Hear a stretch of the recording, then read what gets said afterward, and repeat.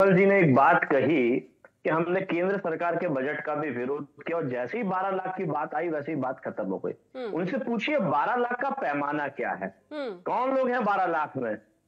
क्या शासकीय कर्मचारी हैं कि निजी क्षेत्र में लोग हैं? जैसे ये जब नौकरी देने की बात होती थी तो ये एक बड़ा दावा करते थे कि हमने स्वरोजगार दे दिया है। तो 12 लाख के दायरे में स्वरोजगार वाले आते हैं या नौकरी पेशा लोग आते हैं? थोड़ा इनसे स्पष्ट करके पूछिए। ये धोखा देने का जो काम करते हैं, जो माननीय अखिलेश यादव जी ने कहा कि ढोल ढोल बजता तो बहुत तेज है लेकिन होता खोखला, उसमें होता कुछ नहीं है। हम्म। केवल और केवल सरकारी कर्मचारियों को छूट देकर स्वरोजगार के लोगों को लूटना, हम्म। धोखा देना, ये निजी क्षेत्र के लोगों को, और जो अधिकांश लोग निजी क्षेत्र के हैं, सरकारी नौकरी तो भारतीय जनता पार्टी सरकार में वैसे ही खत्म हो गई है। कॉन्ट्रैक्ट बेसिस पे नौकरियां चल रही हैं, आउटसोर्स के जरिए नौकरियां चल रही हैं। तो ये सब धोखा देने का काम जो भारतीय जनता पार्टी की सरकार करती है, उस धोखे की ढोल बजाने का काम माननीय अखिलेश यादव जी ने किया है, तो वो इनके कानों में दिक्कत देती है। हम्म। सवाल उठता है, आप हमारे ऊपर प्रायोजित करके अगर कार्यक्रम चलाते हैं तो इंडिया न्यूज कहां खड़ा है?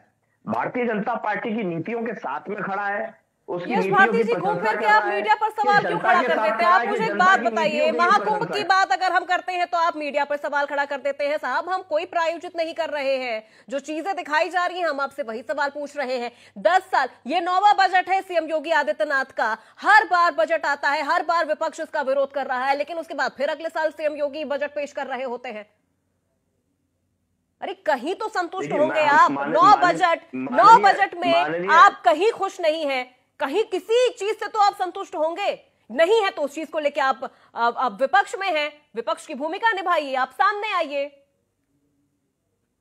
माननीय अखिलेश यादव जी ने जो ढोल बजाने की बात की, मुझे तो ऐसा लगा कि जैसे आपका ढोल बज गया हो, आवाज आपकी इतनी तेज आने यश लगी। भारती जी, देखिए, अब मुझ तक अगर आप आएंगे नहीं, तो फिर सवाल बहुत सारी सवाल तो चीजें मेरा खुलने आपसे लग तो आ ही जाएंगी। तो नहीं। प्लीज सवाल यश तो मेरा, भारती जी, अरे थोड़ा आप तो इन खोल चीजों दिया, का आप तो संयम खोलने रख के के लिए बोलिए। प्रायोजित कार्यक्रम चला संयम ही रख के रहे ना। बोलिए आप। आप खोलने के लिए तो आप प्रायोजित थोड़ा कार्यक्रम संयम रख चला के ही रहे बोलिए। ना। संयम रख के, बिल्कुल संयम रख के बोला मैंने, और लेकिन आपने संयम खो दिया और आप एकदम आक्रोशित होने मैंने लगी। तो आपसे इतना यही आक्रोशित पूछा ना होने की कि कहीं आवश्यकता तो नहीं। आप खुश होंगे, कहीं तो किसी चीज से तो आप संतुष्ट होंगे। नहीं, आपने जो पूछा, आपका काम पूछना है, मेरा काम जवाब देना है, लेकिन आप जवाब देने कहाँ दे रही हैं? सवाल पे सवाल करती रहेंगी तो जवाब का मौका तो खत्म हो जाएगा। समय सीमा है ना आपके कार्यक्रम की। अगर चलिए, आप आपने जवाब 24 घंटे दीजिए। के लिए मुझे बुलाया ठीक तो है, मैं ठीक बिल्कुल है, आप निरंतर 24 जवाब घंटे दीजिए भी बोल पहले। सकता हूँ। हम्म। मैं तो जवाब की बात कर रहा हूँ। जी। देखिए, जो आप बात कह रही हैं, मैंने वही सवाल पूछा। इंडिया न्यूज कहाँ खड़ा है? जनता के साथ खड़ा है कि भारतीय जनता पार्टी के साथ खड़ा है? बजट की तारीफ के साथ खड़ा है कि जनता की तारीफ के साथ खड़ा है? कि जनता के चेहरे पे खुशहाली आए कि भारतीय जनता पार्टी के चेहरे पे खुशहाली आए? ये दोनों चीजें अलग अलग हैं। हम्म। जो प्रायोजित करके आपने विपक्ष को इंगित किया हुआ है, तो उसमें सवाल खुद दिखते हैं कि आप भारतीय जनता पार्टी के साथ ज्यादा खड़ा होना पसंद कर रहे हैं। हम महाकुंभ पे, कुंभ पे सवाल कर हम रहे हैं, जनता के तो साथ हैं। कमियों पे सवाल हम कर हम रहे हैं। जनता के फिर आपने साथ हैं। मुझे हम जनता के साथ नहीं हैं। बोलने दीजिए ना, आपको मौका मिलेगा ना। आपने मुझे उतना ही सीमित मौका दिया, मुझे बोलने दीजिए। आप अपने समय पे बोल लीजिएगा, ठीक है? हमने अगर कुंभ पे सवाल किए, सुझाव दिए, तो लोगों की खुशहाली के लिए दिए, बेहतर सुविधाओं के लिए दिए, हम्म। बेहतर वातावरण के लिए दिए। हम्म। कुंभ आयोजन भारतीय जनता पार्टी का आयोजन नहीं है, धार्मिक आयोजन है, सांस्कृतिक आयोजन है, जिसमें सब लोग बढ़ चढ़ के हिस्सा लेते हैं। आज से नहीं ले रहे, आदिकाल से ले रहे, आगे भी लेंगे। भारतीय जनता पार्टी को जन्म हुआ भी 1980 में, उसका जन्म हुआ, लगभग 45 वर्ष हुए। आरएसएस इनका मातृ संगठन है, उसको 100 साल हुए। बड़े बड़े आक्रांता खत्म हो गए। देश ने उन लोगों को भी देखा जिनका सूरज नहीं डूबता था। तमाम तानाशाहों को खत्म कर दिया हमारे देश ने। भारतीय जनता पार्टी और आरएसएस भी खत्म होंगे, लेकिन सवाल होता है जनता कहां खड़ी है?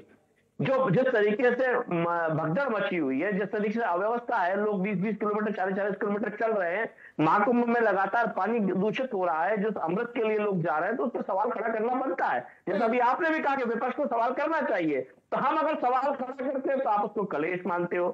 हम उसी बजट की बात कर रहे हैं कि लोगों के जीवन में खुशहाली आए, तो स्वास्थ्य के लिए बजट क्यों नहीं है? हम्म। शिक्षा के लिए बजट क्यों नहीं है? क्यों बेहतर समय पे लोगों को, बच्चों को किताबें नहीं मिल पाती शासकीय विद्यालय में? क्यों यूनिफॉर्म गणवेश नहीं मिल पाते हैं? मध्याह्न भोजन में अगर कोई पत्रकार दिखा दे कि दाल में दाल नहीं है, पानी ज्यादा है, तो उसके ऊपर मुकदमा लगा देती है भारतीय जनता पार्टी की योगी सरकार। और हम्म। उसी पत्रकार को ठीक ना इलाज मिलने के कारण वो टीवी से अपनी जान खो देता है। भारतीय जनता पार्टी के लगातार शोषण पे उसकी जान चली जाती है। हम्म। तो तमाम ऐसे कृत्य हैं, अगर जो भी इनको आईना दिखाने का काम करेगा वो दोषी कहलाएगा। जबकि हमारा दोष ये है कि हम सरकार को सिर्फ और सिर्फ ये लगातार चेताते रहते हैं कि आपकी जो जिम्मेदारी उसको निभाइए, जनता के प्रति आपकी जिम्मेदारी उसको निभाइए। अभी देखिए भारतीय जनता पार्टी, योगी जी को मैं सुन रहा था, उन्होंने कहा हम संस्कृत बचाने के लिए है, संस्कृति बचाने के लिए है। संस्कृति कैसे बचेगी? आप उर्दू को कहीं दूसरे की भाषा बताएंगे? जिस उर्दू का जन्म हमारे देश में हुआ, जो हमारे देश की एक महत्वपूर्ण भाषा है, इतनी घुली मिली है कि हिंदी, उर्दू और संस्कृत तीनों आपस में बोल करके लोग बातचीत करते हैं, पता ही नहीं चलता कौन सा शब्द उर्दू है, कौन सा शब्द हिंदी है। आप इंगित करते कैसे संस्कृति बचाने की बात करते हो? एक धर्म को, एक जाति को इंगित कर करके लगातार बदनाम करने का काम करते हो। कौन सी संस्कृति बचाना चाहते हो? तो लगातार वही बात है। शासकीय स्कूल लगातार भारतीय जनता पार्टी की सरकार में, उत्तर प्रदेश में केंद्र सरकार ने लगातार देश में बंद किए हैं। तो गरीब शोषित, जब शोषण की बात हो रही है, शोषितों के लिए बजट की बात हो रही है, तो वो शोषित पढ़ेगा कहां? क्या बड़े कॉन्वेंट स्कूलों में पढ़ेगा जिसको फीस बढ़ाने की उसके पास पैसा नहीं है, जिसके पास बेहतर रोजगार नहीं है, जिसके पास बेहतर शिक्षा नहीं है, जिसके पास बेहतर रहने का विकल्प नहीं है? तो ये सारी बातें पलायन के मामले में अगर आपने देखा, देश छोड़ के लोग अमेरिका जा रहे हैं, अवैध रूप से जा रहे हैं और हथकड़ियों में ठीक है यश भारती जी, मैंने आपसे चलिए ठीक है, यही डंका बज रहा था जिनका। चलिए मैं आऊंगी आपके पास, मैं आऊंगी आपके पास। उसी डंका बजते हुए ही लोग देश छोड़ के जा रहे थे और हथकड़ियों में। ठीक है यश भारती जी, एक बार आकाश। विमल जी बार बार बरेली का जिक्र कर रहे हैं, मैं बरेली की भी उपलब्धियां उनको गिना दूंगा। पहले ये समझ लें कि हेमंत जी ने भी उस बात को कहा, हमारे नेता विरोधी दल माता प्रसाद पांडे जी ने भी कहा कि 50% ही ये खर्च कर पाए केवल अपने पिछले बजट का। ये गड्ढा भरने वाले पैसा ही खर्च नहीं कर पा रहे जिसपे बजट रख पाए। योजनाएं तो इनकी बनी हुई हैं, उस पर पैसा तो खर्च कर देते। तो इस वाले बजट का भी पैसा खर्च करेंगे कि नहीं करेंगे? जैसे आकाश जिंदल जी वाहवाही कर रहे थे, चलिए वाहवाही मान लेते हैं हम उनकी, फिर भी 1.18 लाख करोड़ रुपए कम बजट है पिछले बजट से। बजट का पैसा ही कम कर दिया, 50% खर्च नहीं कर पाए और इस बार का बजट भी कम कर दिया। तो ये कैसे गड्ढे बढ़ रहे हैं भगवान जाने। इनकी वो इसीलिए ढोल और पोल खोलने की बात हो रही है। अब विमल जी बरेली का गुणगान कर रहे थे और डबल इंजन की सरकार है जो छोटी लाइन से बड़ी लाइन कर दी है। कब सुचारू रूप से चलेगी? पिछले 16 साल से तो मैं ही देख रहा हूं डॉक्टर विमल भारद्वाज जी, 16 साल से आप छोटी लाइन को बड़ी लाइन किए बैठे, पटरी बिछ गई, रेलगाड़ी नहीं चल पा रही है। कब चलेगी रेलगाड़ी? रेल मंत्री आखिर बरेली से इतनी घृणा क्यों करते हैं? जो पुरानी लाइन चल रही है उसी पे गाड़ियां चल रही है, छोटी लाइन जो चलती थी उसे बंद कर दिया, बड़ी लाइन बना दिया, लेकिन रेलगाड़ी नहीं चला रहे। आगरा से बरेली तक की जो कनेक्टिविटी रेल से है वो कितनी कष्टदायी है ये बरेली के लोग बेहतर जानते हैं।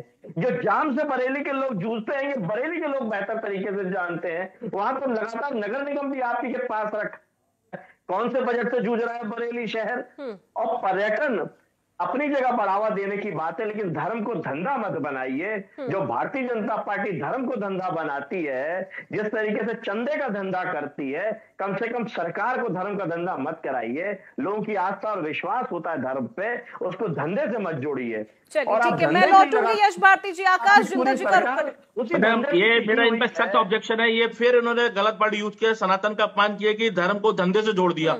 अगर महाकुंभ का आयोजन सफल तरीके से किया जा रहा है तो इनको धंधा दिख रहा है। ये शर्म आनी चाहिए ऐसे प्रवक्ताओं को कि अगर ऐसी बातें यूज करेंगे। भाई आप, मैं कितनी बार कहूं कि आप आस्था को चोट मत पहुंचाइए लोगों पे, आप गलत मत बोलिए, आप धर्म को धंधे से मत जोड़िए। अगर हम आप कुंभ करें 2013 में तो वो तब सही है, और भाजपा सरकार अगर कुंभ कर रही है तो आपको धर्म से धंधा लग रहा है। शर्म आनी चाहिए। देखो आप शब्द मत बोलिए, आप आलोचना करिए, आप कमियां निकालिए कुंभ में क्या कमियां है। आप हर चीज की सनातन की चोट पे मत पहुंचाइए, इसीलिए आपको फिर चोट मिलेगी। मैं चाहता हूं भाई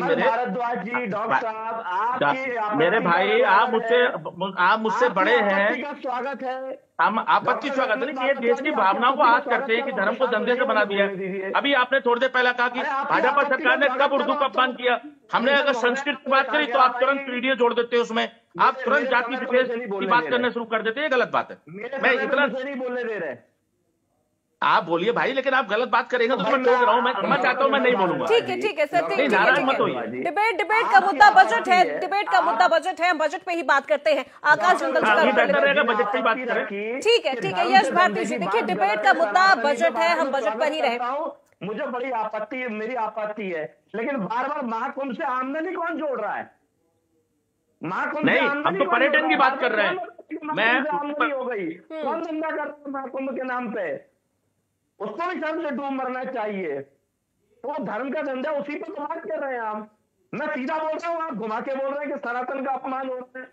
ना। चलिए ठीक है, अब ठीक है यश भारती जी, विमल जी, अब थोड़ी देर सर, अब थोड़ी देर यश भारती जी, थोड़ा सा पेशेंस रखना पड़ेगा सर। आकाश जिंदल जी का भी मैं रुक कर लेती हूँ, एक्सपर्ट की भी राय जान लेते हैं इस पूरे मुद्दे पे। बस सर, यश भारती जी ठीक है सर, थोड़ा सा पेशेंस रखिए। आकाश जिंदल, ठीक है जी।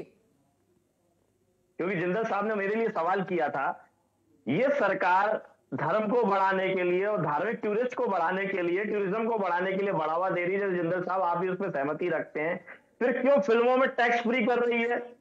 जब माननीय अखिलेश यादव जी कह रहे हैं उस कुंभ में लोग जा रहे हैं, उनसे टैक्स मत लीजिए, क्यों टोल टैक्स ले रहे हैं? तो ये दोहरे मापदंड, दोहरे चरित्र नहीं होने चाहिए। या तो कमाऊ सरकार बन जाइए या धार्मिक और लोगों के लिए सरकार बन जाइए। तो ये कमाऊ सरकार बन रही है, लोगों की सरकार नहीं बन रही है।